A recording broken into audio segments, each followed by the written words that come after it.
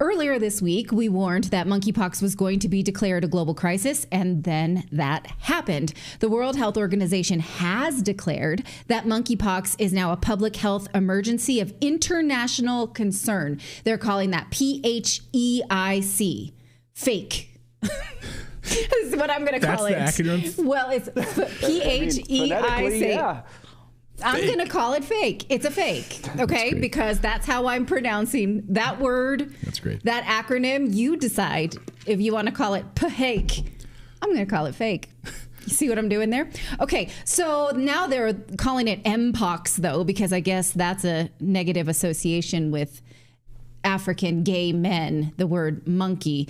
Cases are rising in Africa, and they're telling us that it will spread abroad if we don't have international cooperation. And then right on cue, as soon as they said that, now there are reports about the first case being confirmed outside of Africa in Sweden. Now, monkeypox was discovered in 1958 after outbreaks occurred in monkeys that were kept for research. So possible gain of function, spidey sense going on there. Here's the press release from the WHO about it this week. You should seek it out and read it for yourself.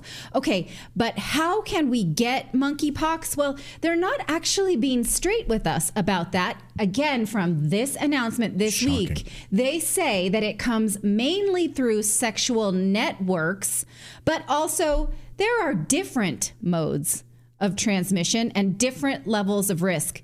I'm not comfortable with that. Different. Like, how? Yeah, be specific. How do we know, given that it's a small outbreak and we're afraid that it could transmit? It's just, there's different ways. There's different ways. Like if I just run around rubbing my junk on things, I could be spreading monkeypox, or like, what is different? I mean, that does sound different. Yeah. Yeah. You could be touching cash, like back when you got COVID. Remember, you couldn't use cash. Maybe that's how you can spread monkeypox. I mean, what's the different mode? You have underwear made out of cash because it's mostly through your genitals. So is that a thing? That's the only underwear I wear. Is underwear made out of cash. Yeah. So this word different gives me pause. You would think that the media would say, well, wait. What are those? Can we narrow that down a little bit? Like, do you get it, from bungee jumping? Do you get it from what? What are we talking about here? Different. In fact, in 2022, the WHO confirmed that it is spread through what they call MSM, or men who have sex with men. They published this document here to show that, yes, it is mostly about gay sex, but we should not be homophobic about it. By the way, what is that graphic? We're talking about monkeypox and men who have sex with men, so they show us a phone. They show like a phone of someone like trolling Grindr or one of the. Or something. They couldn't have maybe showed us a photo of what the virus looks like or a man or something. Instead, it's just like men who have sex with men are constantly trolling on their phones. Isn't that a weird graphic? Anybody else think that that's strange? Yes. Okay, but the WHO, again, needs to define not just this MSM contact, but this different modes of transition. Maybe this is why former CDC Director Rochelle Walensky said in 2022 that 2 children had contracted monkeypox from gay men. We do have seen now 2 cases that have occurred in children. Both of those children are traced back to individuals who come from the men who have sex with men community, the gay men community. And so when we have seen those cases in children, they have generally been what I call adjacent to the community most at risk. Well, okay. What? What the hell? Yeah. Why? What children in gay communities? Like children who happened to be in gay, like they had gay fathers? Or was it children who had been victims of sexual assault? Or they're going to blame it on the jungle gyms again, and they're going to rope it off with police tape. Okay. Again, but jungle gyms are not specific to the gay community. So it was children who got it from within the gay community. They're going to find gay jungle gyms. Okay. And they're going to figure out how to keep the kids off of them. Again, how does that happen? That's not just different. We deserve an answer. I don't want to know it, but I think we should ask. Now, monkeypox is not spread through the air. It is spread through skin contact, and it is usually a sexually transmitted virus, but different. And symptoms are similar to smallpox, but different. Actually less severe normally. Monkeypox is rarely fatal, but the WHO says now that they have recorded 500 deaths. They are not telling us, what do we know about those deaths? How were the cases confirmed? Were there contraindications of those people's health? We don't get to know. So how did something with such a low fatality rate suddenly become so much more fatal? They say that they've had 1,500 cases this year and 500 deaths. That's a 1/3 fatality rate from something that was not formerly fatal. How'd that happen? That's a frightening rate. I mean, like, that's Ebola rate. Like, I mean, fortunately, Ebola doesn't spread that well easily because, I mean, that's a very high mortality rate. Yes, it is. How'd that happen all of a sudden? Now, they're saying this is a new clade, which means it's a descendant of the original monkeypox organism. Now, I want to remind you, because you may think, haven't I heard this before? Yes, you have, because, in fact, the WHO declared monkeypox a PHEIC in 2022, but that ended in May of 2023 after a decline in cases. This week, WHO Dr. Maria Van Kerkhove said that a monkeypox, that it came back because we weren't paying attention to it. These pathogens do not respect borders. There's a lot of things that are happening with mpox. This is an outbreak that caused a public emergency of international concern. There was some attention to this. The tension waned. There's an ongoing outbreak that's happening, particularly this clade 1b, which we know is more severe than clade 2, is being detected in a number of additional countries. But this is detecting circulation. This can be stopped if we actually put a concerted effort into this. We do not want the world to sit and watch and wait until. The time is now for us to take much more measures and provide much more support to the African region, to the countries that are affected across the entire spectrum, from surveillance to prevention to risk communication to clinical care to infection prevention control to R&D to the use of vaccines. It's now.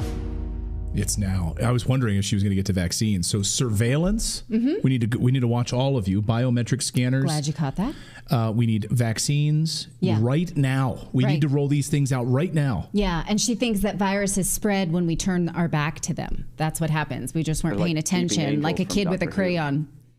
Okay, or that.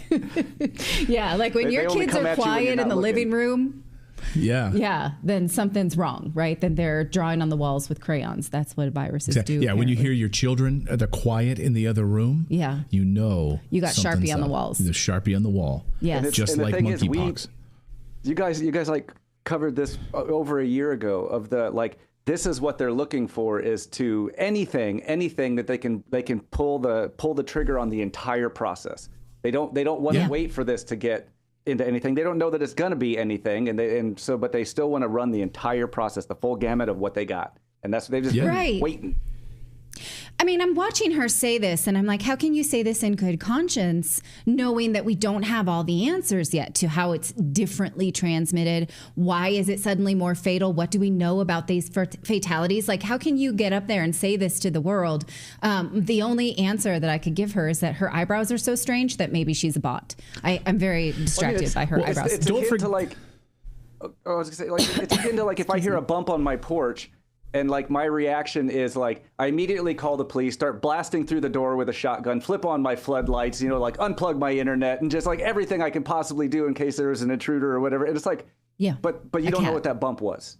Yeah, it's a cat. Right. So, Right. Exactly. Yeah. But also, don't forget Africa, right? And don't forget, of course, the coverage that we've given it on the show here, the history of Bill Gates and his test. Whitney Webb, of course, has covered this here on the show. We've talked extensively about the testing of and rollout of vaccines and testing on people in Africa. Well, let's talk about vaccines. Unwitting population of Africa. Yeah. So it's a perfect place to roll out surveillance and digital IDs on an unwitting population when these billionaires can run and do this.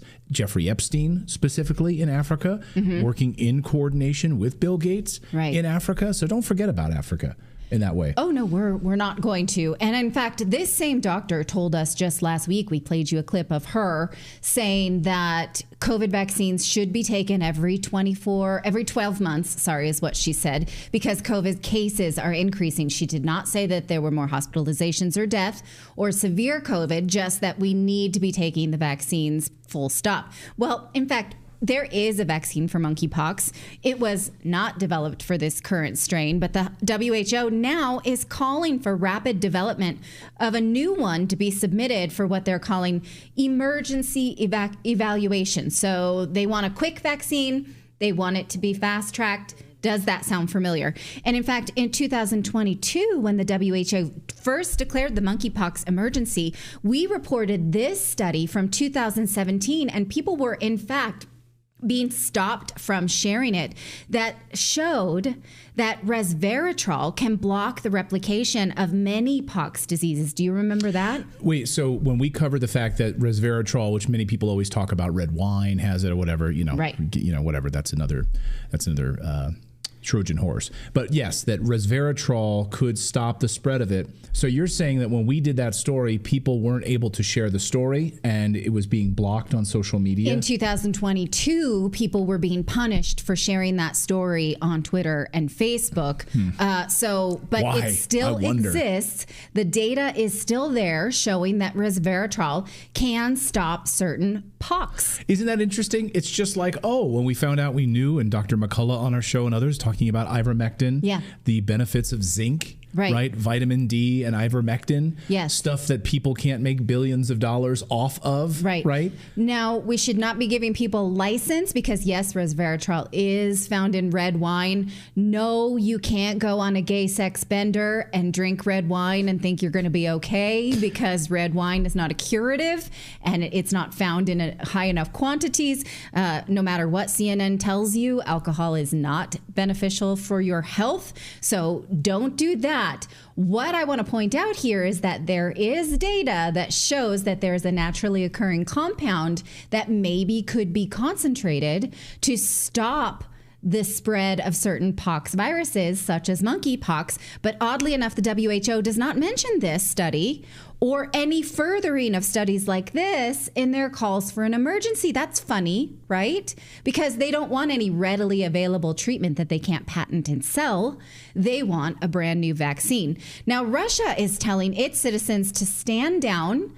They are actually not worried about the spread of this. They're on top of it, they're saying. They don't think it's a big concern. So are we saying then here on Redacted that monkeypox is not a concern? No, of course not. We're not saying that. We are saying we still have lingering questions that we want to ask while we still can. So while you see these studies roll through your feed, roll through the news, think about these questions that I've prepared for you here, and then just ask yourself, is any of the news coverage addressing these questions? And until we have answers to these questions, we should not concede to an emergency or giving over of our rights or privacy until we know these things. So here are the lingering questions we still don't have. You can screenshot this if you want.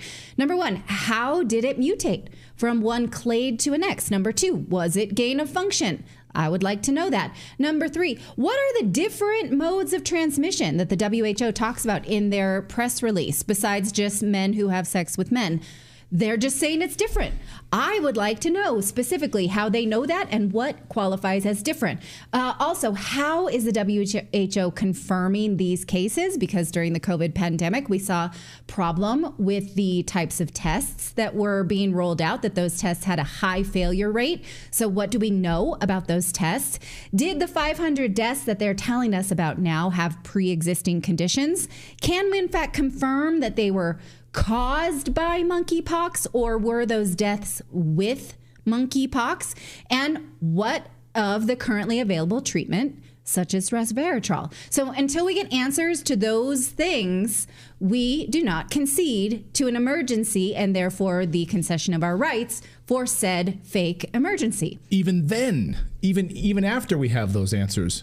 I mean, okay, but we need to leave space for the fact that maybe all of those are true. Maybe it's mutated. Maybe it's no longer just transmitted by sex. Maybe it's really bad. Maybe that's the case, but I want solid answers to these things because any one of those questions asked about the COVID pandemic could have pulled the rug out from under the COVID pandemic. So we know now from experience, sadly, to ask those questions. So we're asking those questions. So save those questions.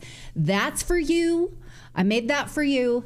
Don't give up your rights until you get satisfactory answers to those questions. One thing I think is very, very one thing I think is very, very telling out of that is that they want an emergency use. They're saying we want a vaccine for emergency use authorization. Like Yes. that's telling. Yeah, that is very. So they're making it emergency. Yeah, exactly. They want to create the emergency, and as we covered here on the show a few weeks ago on Whitney Webb's website, Unlimited Hangout, I think Max Jones was on the show talking about how the creation of the sort of permanent pandemic marketplace for these biopharmaceuticals, right? That's the idea, is that they won't have to run through the normal channels of clinical trials, that they'll be the plan, which has been unearthed in these documents, is that they are going to create sort of a permanent pandemic marketplace. Right. Towards the end of last year, let's see if I can find it, we did a chart about all of the vaccines that had been authorized just in 2023 that were either fast-tracked or emergency use authorization. I can't find that chart right now, but I had at least, I want to say 5 on that list. It was 3 RSV vaccines, the new COVID booster. I can't remember. So now there are very few new products that make it to market that have the full clinical trials any longer. And so this just seems to be the way of things, and everyone's going to say that's the way it is. Sorry, we did good enough tests, so that's how this is going to go.